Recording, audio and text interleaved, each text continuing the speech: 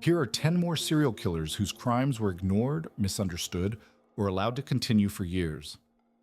And we start immediately with number 1. Ed Kemper was not difficult to notice. He was difficult to suspect. Standing over 2 meters tall, intelligent, and articulate, Kemper did not fit the image people expected. He spoke calmly, he reasoned clearly, and he understood himself better than most. Born in 1948 in California, Kemper had a deeply unstable childhood. From an early age, his relationship with authority and family was fractured. By his late teens, he had already committed his first murders. Instead of hiding his nature, Kemper learned to control it. After his release from a psychiatric facility, he blended into everyday life. He socialized. He held conversations easily. He even formed relationships with law enforcement officers. Some of them considered him a friend. Between the early 1970s and 1973, Kemper murdered multiple young women across California. What made him especially dangerous was not secrecy, but awareness. He knew how police thought. He understood investigations. He followed media coverage closely, and he used that knowledge to avoid suspicion. Eventually, Kemper did something unexpected. He turned himself in. When questioned, he did not deny what he had done. Instead, he explained it in detail, calmly, without emotion. His ability to analyze his own behavior shocked investigators. So much so that Kemper later participated in interviews that helped shape modern criminal profiling. Even today, his recordings are studied by behavioral experts. Ed Kemper was sentenced to life in prison, where he remains. His case revealed something deeply unsettling. Some killers are not driven by confusion or chaos. They are driven by understanding. And sometimes, the most terrifying monsters are the ones who know exactly what they are doing. Israel Keyes did not act on impulse. He planned years in advance. Born in 1978 in Utah, Keyes grew up in a strict and isolated environment. As an adult, he appeared unremarkable. He worked steady jobs, lived quietly, and raised a family. Nothing about him stood out. That was the point. Keyes traveled constantly across the United States. Not to escape, but to prepare. He buried hidden caches in remote locations. Inside were weapons, tools, and supplies. In some cases, these caches were planted more than 2 years before they were ever used. This allowed him to strike without patterns. Different states, different timelines. No geographic logic. Between the early 2000s and 2012, Keyes carried out a series of murders that remain difficult to fully trace. Investigators believe the confirmed cases represent only a fraction of his activity. What made Keyes especially dangerous was discipline. He avoided attention, avoided repetition, avoided habits. He studied past cases, learned from the mistakes of others, and adjusted accordingly. For years, he remained invisible.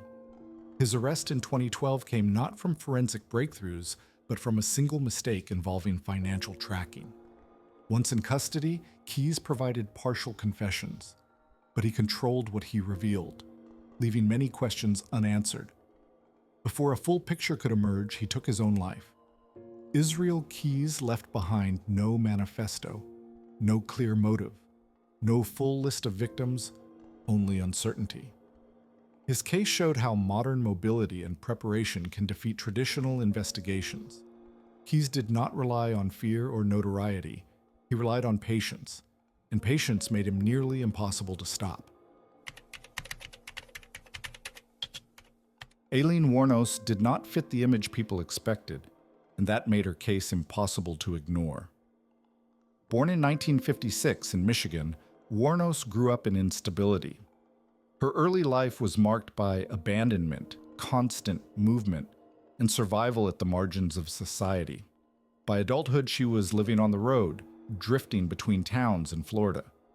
Unlike many killers, Wuornos did not operate from a fixed place. Her environment was temporary: motels, highways, isolated roads. Between 1989 and 1990, several men were killed across Florida. The crimes appeared disconnected at first. Different locations, different circumstances. But patterns slowly emerged.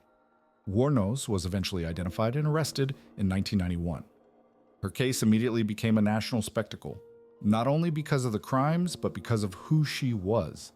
Her story challenged public expectations. Her background, her appearance, and her behavior fueled intense debate. Some saw her as a predator. Others focused on her past and the conditions that shaped her. During her trial, Wuornos gave multiple statements, some conflicted, others emotional, all closely scrutinized by the media. She was convicted and sentenced to death. In 2002, Aileen Wuornos was executed in Florida. Her case inspired numerous documentaries, books, and films. Most notably, it became the basis for the movie Monster, which brought her story into mainstream culture. But beyond the screen, her case remains deeply unsettling. Not because it is easy to explain, but because it is not. Wuornos showed how violence can emerge from chaos, neglect, and isolation, and how some stories refuse to fit neatly into categories. Robert Hansen did not operate in crowded cities. He chose isolation. Born in 1939, Hansen lived most of his life in Alaska, a place defined by distance, wilderness, and silence, where disappearance could easily go unnoticed. Outwardly, Hansen appeared ordinary. He ran a small business. He was married. He blended into the local community. But Alaska gave him something most killers never have: space. During the late 1970s and early 1980s, several women disappeared around Anchorage. At first, the cases seemed unrelated. Some victims were reported missing.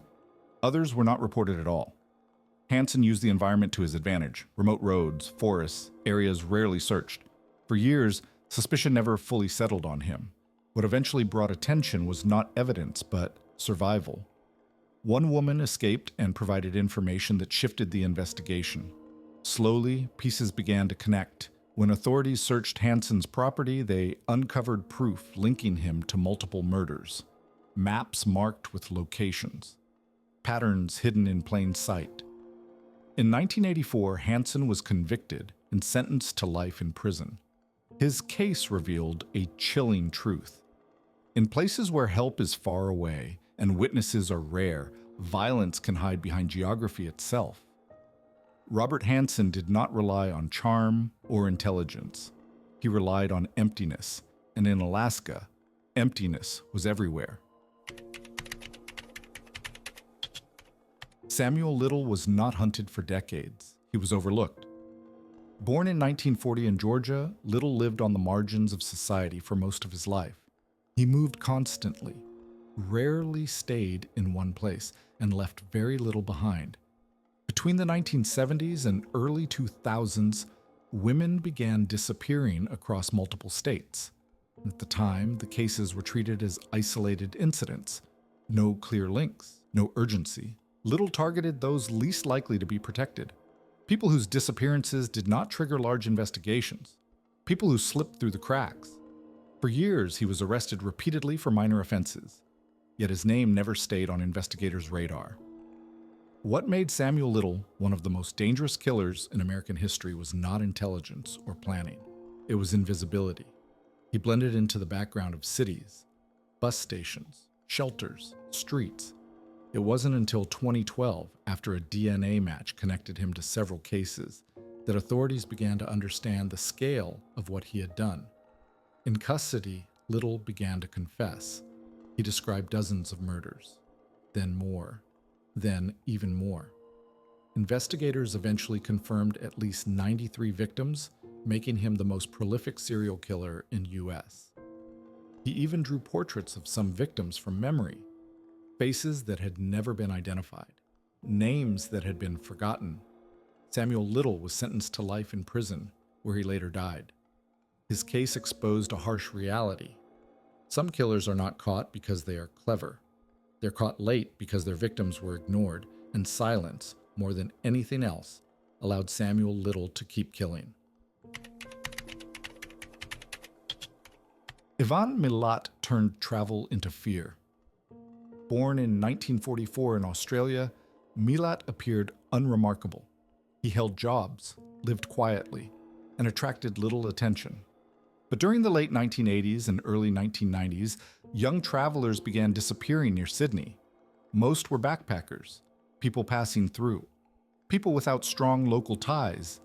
The disappearances were scattered, different nationalities, different routes, different timelines. At first, no clear pattern was visible. The victims were last seen hitchhiking or traveling through forested areas near the Belanglo State Forest, a place rarely associated with danger. As bodies were discovered, the reality became impossible to ignore. Fear spread quickly. Backpackers avoided certain routes. Travel advisories were issued. Trust between strangers vanished. Milat was eventually identified through a combination of witness statements, forensic evidence, and weapons linked to the crimes. In 1996, he was convicted of 7 murders and sentenced to life imprisonment. The case shocked Australia, not only because of the brutality, but because of how ordinary Milat had seemed. He lived close to the crime scenes, maintained family relationships, and never attempted to flee. Ivan Milat died in prison in 2019. His case revealed how easily violence can hide behind familiarity. Milat did not hunt in darkness. He hunted where trust was expected, and once trust was gone, fear remained.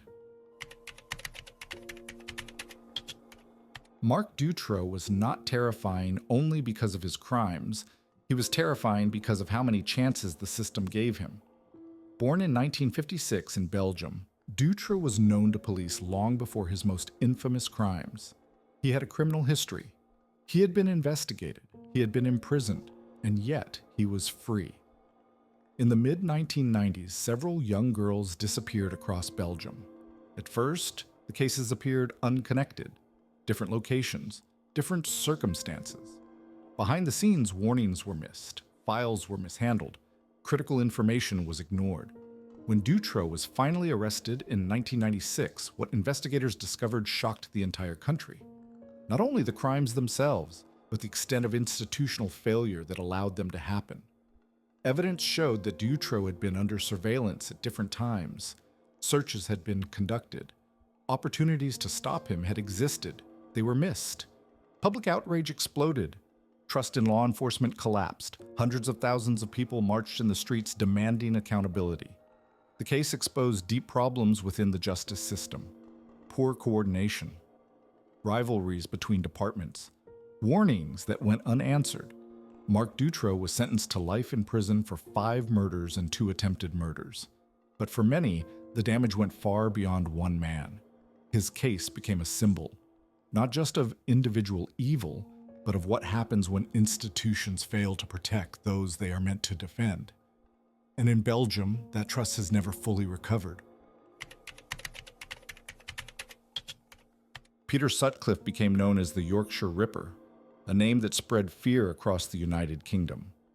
Born in 1946 in England, Sutcliffe lived an ordinary life. He worked. He had relationships. Nothing about him suggested danger. Between the mid-1970s and early 1980s, women were attacked and killed across northern England. The crimes appeared connected, but investigators struggled to identify the perpetrator. The investigation quickly became one of the largest in British history. Thousands of men were questioned. Countless tips were followed. And yet, Sutcliffe remained free. One reason was misdirection. False letters and recordings were sent to police, claiming to be from the killer. Investigators focused heavily on these messages. Key evidence was deprioritized. At the same time, repeated encounters with Sutcliffe went unnoticed. He was questioned. His name appeared in police records. But he was dismissed. Public fear intensified. Entire regions changed their routines. Women avoided going out alone. Communities lived under constant tension. In 1981, Peter Sutcliffe was finally arrested after a routine stop. Evidence quickly connected him to the crimes. His capture brought relief, but also anger. The case revealed how tunnel vision, bias, and poor coordination can delay justice. Warnings had been there. They were ignored. Peter Sutcliffe was convicted of 13 murders, sentenced to life in prison, where he later died. His legacy remains a painful lesson. When investigators chase the wrong narrative, the truth can hide in plain sight. Dennis Nilsen did not rely on distance or wilderness. He relied on anonymity. Born in 1945 in Scotland, Nilsen lived a quiet, isolated life in London. He kept to himself, worked steady jobs, and attracted little attention. In the late 1970s and early 1980s, people began to disappear around the city. Most were men with unstable living situations, people who moved frequently, people no one immediately searched for. The disappearances did not raise alarms. There were no clear patterns, no urgency. Nilsen operated from ordinary apartments, places no one would suspect, places surrounded by neighbors who noticed nothing. For years, his crimes went undetected. What finally exposed him was not an investigation, but a routine maintenance issue. In 1983, a blocked drain led authorities to his address. What they discovered ended the mystery.